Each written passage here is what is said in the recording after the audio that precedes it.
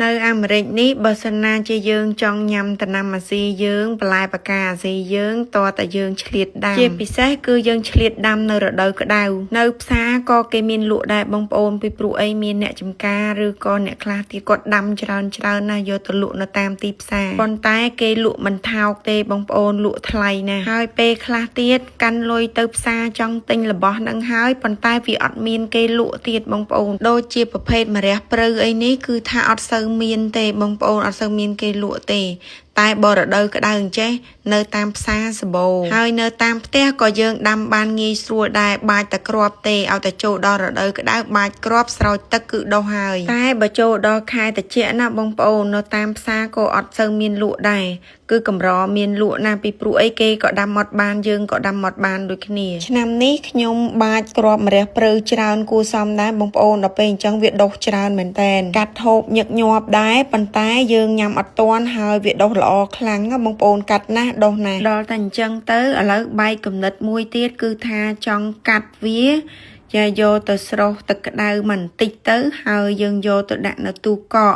ដើម្បីទុកហូបដល់ខែត្រជាក់ដែលជាខែដាំមិនបានហើយគេអត់សូវលក់នៅតាមទីផ្សារទៀតការពិតទៅការដែលយើងកាត់យកស្លឹកស្រស់ហើយយើងយកទៅស្រុះហើយយើងដាក់ចូលទៅក្នុងទូកកហើយយើងយកមកញ៉ាំវិញណាបងប្អូនគឺវាអត់ឆ្ងាញ់ហើយនឹងអត់ឈ្ងុយដូចពេលស្រស់ទេគ្រាន់តែថាយើងអាចជំនួសបានខ្លះមានជាប់ក្លិនសល់ខ្លះអញ្ចឹងណាបងប្អូនអ្នកនៅអាមេរិកភាគច្រើនរបស់ដែលកម្រគឺគាត់ច្នៃគ្រប់វិធីសាស្ត្រអស់ហើយមិនថាគេមិនថាខ្ញុំទេដើម្បីទុកហូបដល់ខែដែលយើងដាំអត់បានហើយទិញគេក៏គេមិនមានទៀតនៅក្នុងរដ្ឋ Florida នេះខែក្តៅរៀងវែងអញ្ចឹងពួកខ្ញុំអាចដាំម្រះព្រៅនេះបានយូរដែរហើយក៏ហូបម្រះព្រៅស្រស់នេះបានយូរខែដែរចំណែកឯគ្រាប់ម្រះព្រៅនេះពួកខ្ញុំអត់មានទៅទិញពូជពីណាទេបងប្អូនចាបានពូជតែម្ដងមកតគ្នាហ្នឹងគឺយកមកបាច់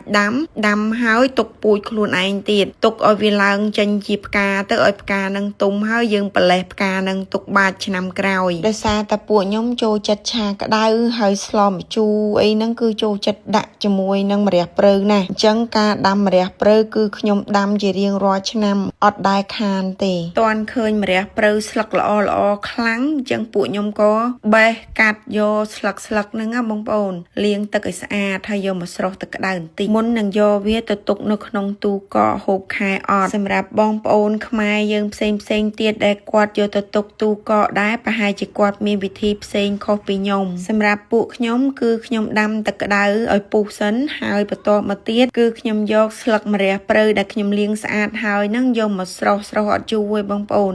គ្រាន់តែដាក់ចូលទៅតែប្រហែលជា 2-3 សែកិនទេគឺពួកខ្ញុំស្រង់វាយកមកដាក់ក្នុងទឹកត្រជាក់ទឹកហ្នឹងគឺខ្ញុំលាយទឹកកកតិចទៀតបងប្អូនឲ្យទឹកហ្នឹងវាត្រជាក់ដើម្បីកុំឲ្យស្លឹកម្រះព្រៅហ្នឹងវាស្លោកឡើងខ្មៅហើយបន្ទាប់មកទៀតហ្នឹងគឺថាស្រង់ចេញពីទឹកហ្នឹងពូតវាជាដុំ